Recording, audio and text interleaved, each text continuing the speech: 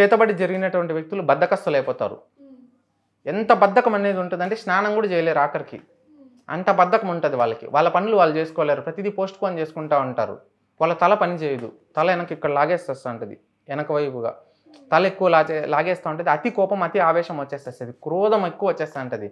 చిన్న విషయం చెప్పినా కానీ కోపం ఎక్కువ వచ్చేసేస్తూ ఉంటుంది. ఎంత కోపం అంటే అంత కోపం వచ్చేస్తుంది వాళ్ళకి. అరే నాయన నువ్వు ఇట్లా పోద్దురా, అట్లా పోరా, ముందర నువ్వు ఉందిరా అన్నా కానీలే, నువ్వేంది నాకు చెప్పేది అని చెప్పేసి వాడు అదే మార్గంలో పోతాడు. అంటే వాని ప్రాణాలను తీసుకోవడానికి వానికి తెలియకుండా ఎవరో ఏదో చేసిండేది వీనికి అంత ఉపగొల్పుతుంది. అతి కోపము, అతి ఆవేశం అనేది ప్రాణాన్ని హరింపజేస్తుంది. అది చేతబడిలో తొలి నియమం. ఆ విధంగా అనేది చేస్తారనమాట. రెండోది నాలుక రుచి కోల్పోతుంది. నాలుక ఎప్పుడైతే రుచి కోల్పోతుందో అప్పుడు వచ్చేసేసి వాళ్ళకి ఈ చేతబడి జరిగిందనే అర్థం. అంటే ఏం తింటున్నా వాళ్ళకి రుచి పచ్చి అనేది తెలియదు అనమాట. మూడవది వచ్చేసేసి ఆరోగ్యంగా ఉన్న వాళ్ళు సడన్గా అనారోగ్యంలోకి వెళ్ళిపోతూ ఉంటారు. ఆరోగ్యంగా ఎవరైతే బతుకుతున్నారో వాళ్ళు అనారోగ్యంలోకి వెళ్ళిపోతూ ఉంటారు.